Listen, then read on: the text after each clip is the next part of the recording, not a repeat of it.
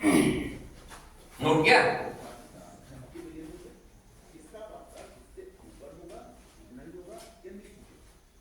चाल की बीमा क्या आ गई? 80-1। त्वरण की बीमा क्या आ गई? 80-2। मिटा दूं? मिटा दूं भाई?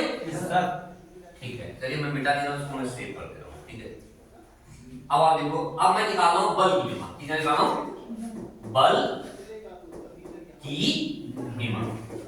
अगर प्रश्न आ गया कि बल की बीमा निकालिए, तो कैसे निकालिए? पहले आपको सूत्र याद होना चाहिए। क्या याद होना चाहिए? सूत्र।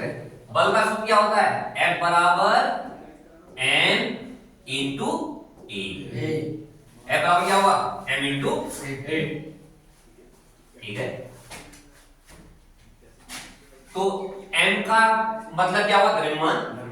m का मतलब क्या हुआ? द्रव्यमान। और a का मतलब क्या हुआ? त्वरण। a का मतलब क्या हुआ? तो बल की बीमा अगर आपने निकाली तो क्या करेंगे? ब्रैकेट में लिखेंगे F। क्या लिखेंगे? तो द्रव्यमान की बीमा क्या होती है? m। द्रव्यमान की बीमा क्या है? Capital M, capital M। और त्वरण की बीमा अभी आपने निकाली है 80-2। अभी तो आपने निकाली है 80-2। तो इस प्रकार जो बल की बीमा होगी वो क्या होगी आपकी? MLT-2। ये आपकी बल की बीमा होगी। नोट कर लो, ये क्या होगी आपकी? बल की बीमा। किसी भी भौतिक राशि की अगर आपने बीमा निकालनी है तो आपको क्या करना चाहिए? सबसे पहले उसका क्या याद होना चाहिए? सूत्र याद होना चाहिए। अगर आपको सूत्र याद है तो पहले सूत्र लिखिए। सूत्र लिखने के बाद उसमें जो जो आपके भौतिक राशि आ रही है उनकी बीमा लिख दीजिए, और वही आपका क्या हो जाएगा? अंत में उसकी बीमा कहलाएगा। ठीक है? ठीक है ना? अब मैं इसके बाद निकालूंगा दाब की बीमा। किसकी बीमा? दाब। इसको मिटा दे, जल्दी करो। MLT-2, ये सब कैपिटल है। MLT कैपिटल है। ठीक है, मिटा दे। ओके, ठीक। अब हम जो है इसको मिटा रहे हैं। अब मैं निकाला हूं दाब की बीमा। किसी बीमा? दाब की बीमा। दाब की बीमा। अगर प्रश्न आ गया दाब की बीमा निकालिए, तो आपने क्या करना है? पहले आपको दाब का सूत्र मालूम। दाब का सूत्र क्या होता है? फॉर्मूला क्या है दाब का? दाब को अंग्रेजी में क्या कहते हैं? प्रेशर। दाब बराबर क्या होता है? बल बट्टे क्षेत्रफल। बल बट्टे क्षेत्रफल।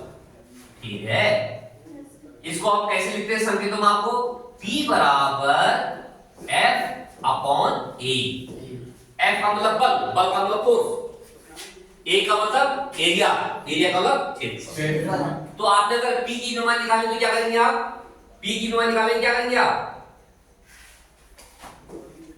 P की बीमा बराबर F की बीमा बट्टे A की बीमा। F की बीमा बट्टे A की बीमा। तो F की बीमा ये आ गई आपकी F, और A की बीमा क्या आ गई आपकी? इनको आप बड़े ब्रैकेट में लिख देंगे। उसके बाद जो है आप जो है क्या करते हैं? क्या करेंगे? यहाँ पर आप बीमा लिख दीजिए। अब आप देखो F की बीमा क्या है? अभी आपने निकाली है। क्या निकाली है? F की बीमा आपने भी MLT-2। अब आप लिख देंगे क्या? MLT-2। तो F की बीमा आ गई। एरिया की बीमा क्या होगी? लंबाई गुणा लंबाई, लंबाई गुणा चौड़ाई। तो एरिया की बीमा क्या होगी? L का 2 घात, L इंटू L बराबर L2। ठीक है, इस L2 को ऊपर ले आएंगे, इस L2 को ऊपर ले आएंगे तो क्या आ जाएगा हमारा? M तो M ही रहा, L एक बार ऊपर है, L 2 बार नीचे है, तो एक एक बार तो कट जाएगा। नीचे कितनी बार बचेगा? एक बार बचेगा। वो जब ऊपर जाएगा तो -1 हो जाएगा।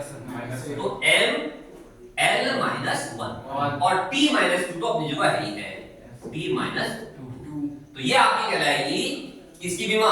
दाब की बीमा बराबर ML-1 T-2। नोट करो उसको, आप नोट करो दाब की बीमा। दाब की बीमा निकालने के लिए सबसे पहले आपको दाब का सूत्र याद होना चाहिए। फॉर्मूला, दाब का सूत्र क्या हुआ? दाब बराबर बल बटे क्षेत्रफल।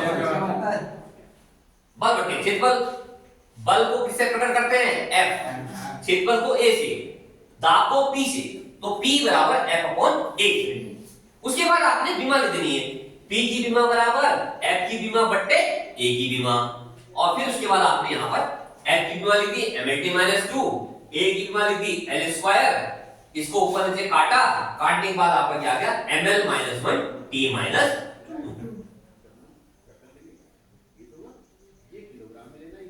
ठीक है, ठीक है, देखो कोई बात नहीं, कोई बात नहीं, ये तो इलेक्ट्रॉनिक आइटम है। ठीक है, तो अच्छी बात है कि आपके पास ये उपलब्ध है, नहीं तो किसी बार है नहीं।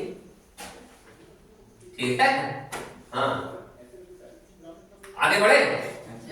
तो इस प्रकार से आप जो है विभिन्न भौतिक राशियों की बीमाएं निकाल सकते हैं। फिर मैं आपको रिपीट कर दे रहा हूं कि बीमा से आप क्या समझते हैं। अगर आपसे पूछा जाएगा तो आप कहेंगे व्युत्पन्न मात्रक प्राप्त करने के लिए मूल मात्रकों के ऊपर जो घातें चढ़ाई जाती है उनको बीमा है। सीधी सी बात आ गई। दूसरा, बीमा के क्या लाभ है, मैंने आपको लिखा है, क्या क्या लिखा है बीमा के लाभ लिखाया था सर? बीमा के मुख्य 3 लाभ है। हाँ, मुख्य 3 लाभ है। पहला लिखा है हमने आपसे सर, मात्रकों को एक पद्धति से दूसरी पद्धति में बदलना। दूसरा लिखा था मैंने आपको सूत्र की सत्यता की जांच करना। और तीसरा लिखा था मैंने आपको सूत्र की स्थापना। इसी तरह से बीमाओं के कुछ हानियां भी हैं, वो भी लिखाई थी ना आपको, बीमाओं की हानियां। ठीक है, ये लिखाई थी ना, तो उसको हम डिस्कस करेंगे बाद में। ठीक है, उसको करेंगे डिस्कस बाद में। तो अब मैं आपका आ रहा हूं कि जो आपका वो है क्या, बीमा का पहला लाभ है। पहला लाभ क्या बीमा का? मात्रकों की पद्धति को एक पद्धति से दूसरी पद्धति में बदलना। हाँ, लेकिन उससे पहले मैं आपको बताना चाह रहा हूं कि मात्रकों की निम्न 3 पद्धतियां होती है। इधर देखो, मात्रकों की पद्धतियां, मात्रकों की पद्धतियां। मात्रकों की 3 पद्धतियां हैं, नंबर 1, नंबर 2, नंबर 3। पहली पद्धति को हम कहते हैं MKS पद्धति। MKS पद्धति पहले देख लो आप। दूसरे को हम कहते हैं CGS पद्धति। ठीक है, और तीसरी पद्धति का नाम है FPS पद्धति।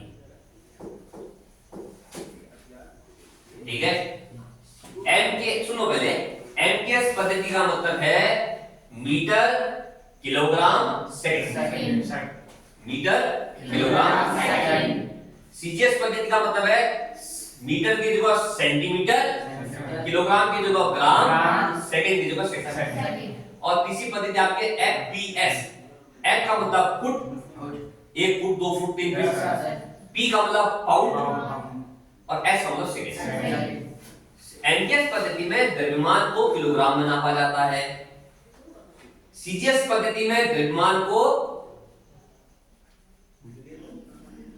ग्राम में नापा जाता है। FPS पद्धति में द्रव्यमान को पाउंड में नापा जाता है। MKS पद्धति में दूरी को मीटर में नापा जाता है।